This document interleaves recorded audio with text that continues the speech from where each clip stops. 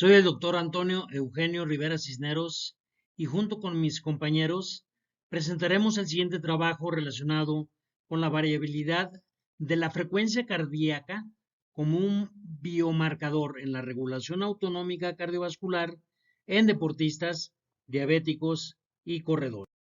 La variabilidad de la frecuencia cardíaca procede del análisis de la medición de los intervalos RR del electrocardiograma o de los pulsos en los nuevos dispositivos electrónicos, muchos de los cuales ya tienen esa capacidad de detectar potenciales arritmias que tiene el ser humano en condiciones normales o en algunas patologías como la diabetes mellitus o en adaptaciones como las que se tiene en el caso del deportista.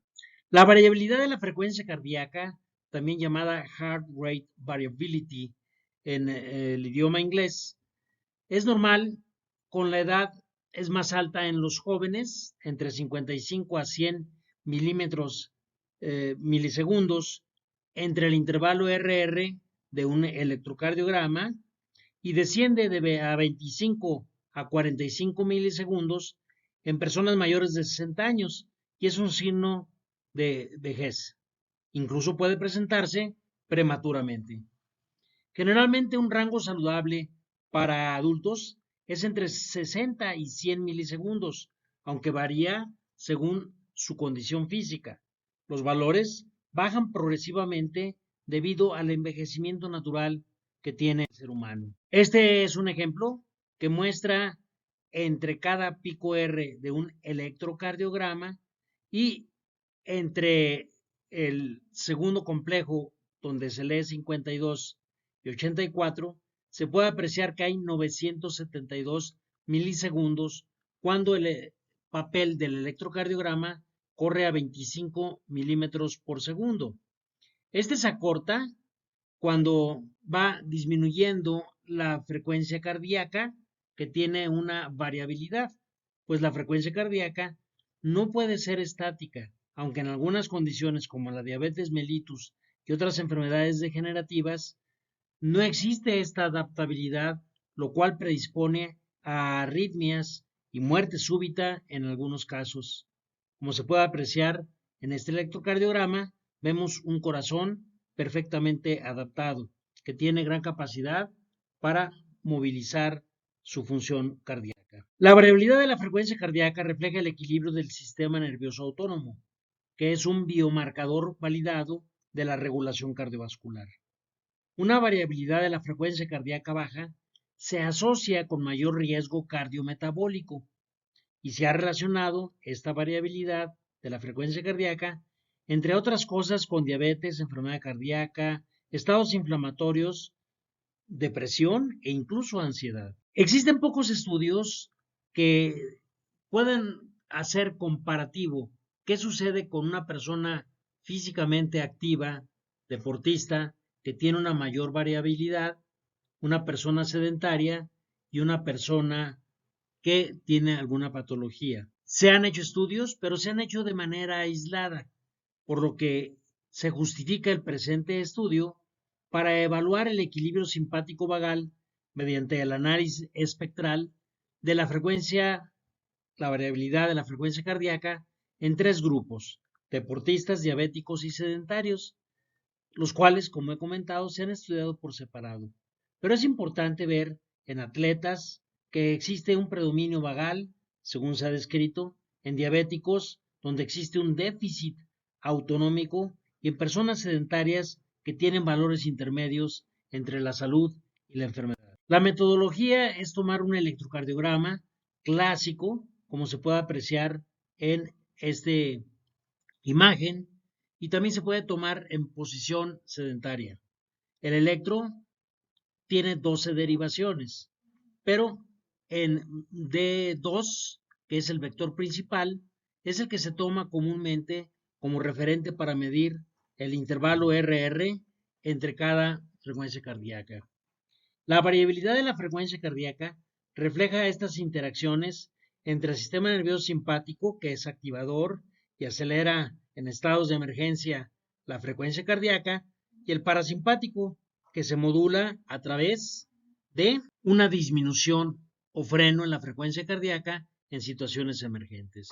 Sin duda, tener frecuencia cardíaca baja se encuentra asociado a una menor riesgo o vulnerabilidad del corazón.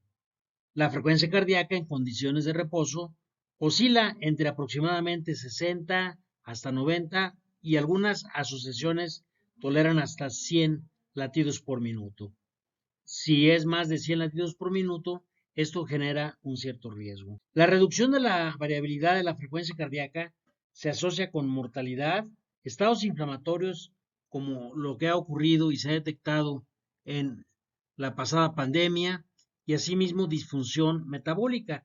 Por eso es importante estudiarlo. La metodología, el enfoque analítico y estratégico que se tiene es que el análisis clínico e integrativo de la frecuencia cardíaca parte de estos intervalos RCRs y lo primero que se hace es obtener un tacograma donde se va monitoreando cada latido que tiene el corazón y tienen que ser derivados de 8, 16, 32, 64, 128 hasta 516, que es lo que permite determinar por arriba de 128 esta variabilidad para hacer lo que se denomina las transformadas de Fourier a través de autocorrelaciones latido a latido que va teniendo una serie de datos electrocardiográficos. Y así, a través de las transformadas de Fourier, se encuentran bandas, las bandas llamadas Very Low Frequency o frecuencia cardíaca baja de variabilidad, las de Low Frequency o intermedias y las de High Frequency, que se encuentran, dado que son interrelaciones, se miden en hertz, que es el número de ciclos que se tiene por minuto. Este es un modelo gráfico para conocer el análisis espectral de la frecuencia cardíaca, donde se puede apreciar los hertz en el eje de las X ordenadas y en las abscisas se puede apreciar el poder de la frecuencia cardíaca. La relación entre la HF o High Frequency y la Low Frequency nos va a dar un valor cercano a 1 cuando hay o se conoce que existe un equilibrio entre el sistema nervioso simpático y el parasimpático.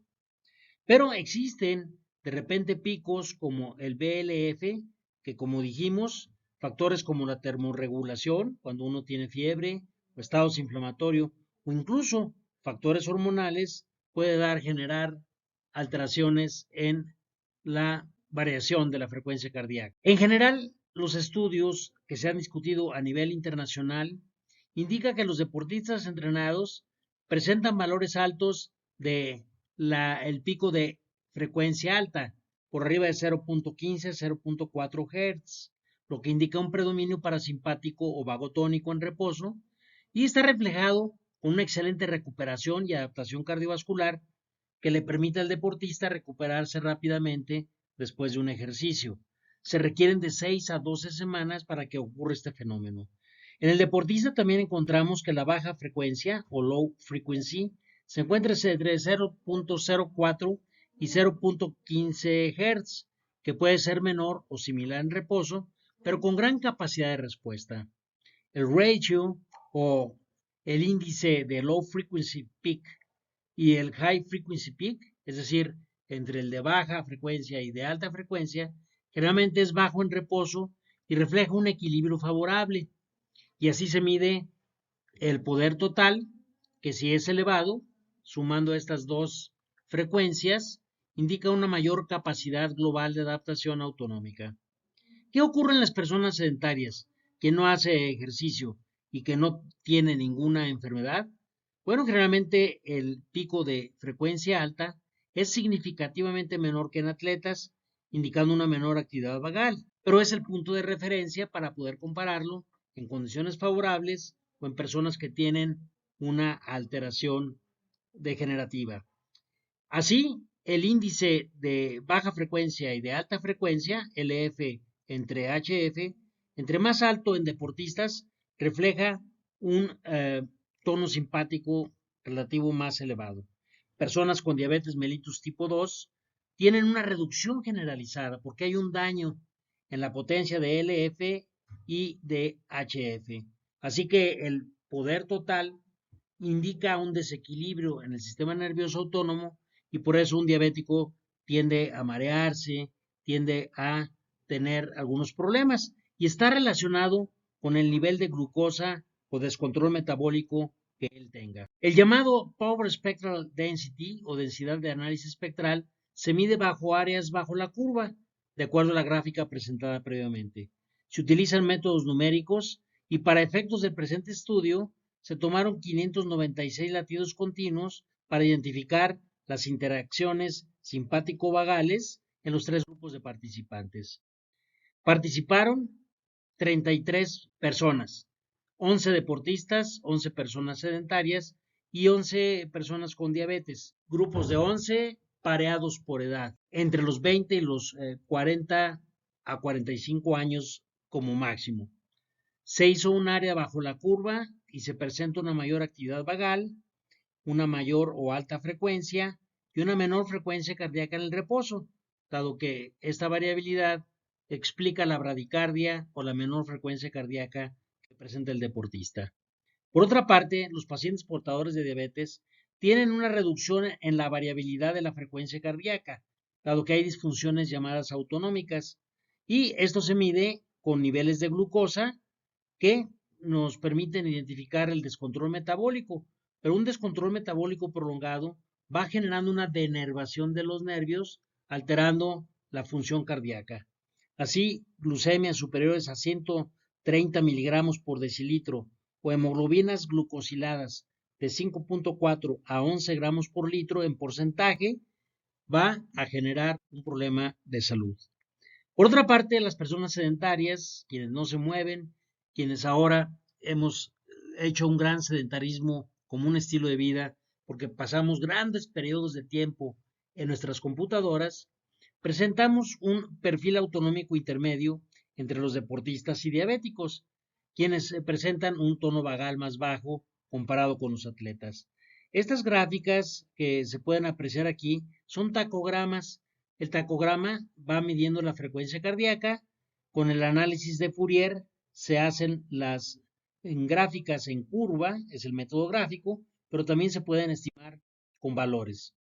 Los estudios del presente trabajo encontró una alta variabilidad, lo cual habla de una mayor actividad o adaptabilidad de los atletas, menor en los diabéticos y los sedentarios son el punto de referencia para valorar. La frecuencia cardíaca es pues una herramienta robusta para evaluar el sistema autonómico y es útil en la evaluación del riesgo cardiometabólico de las personas.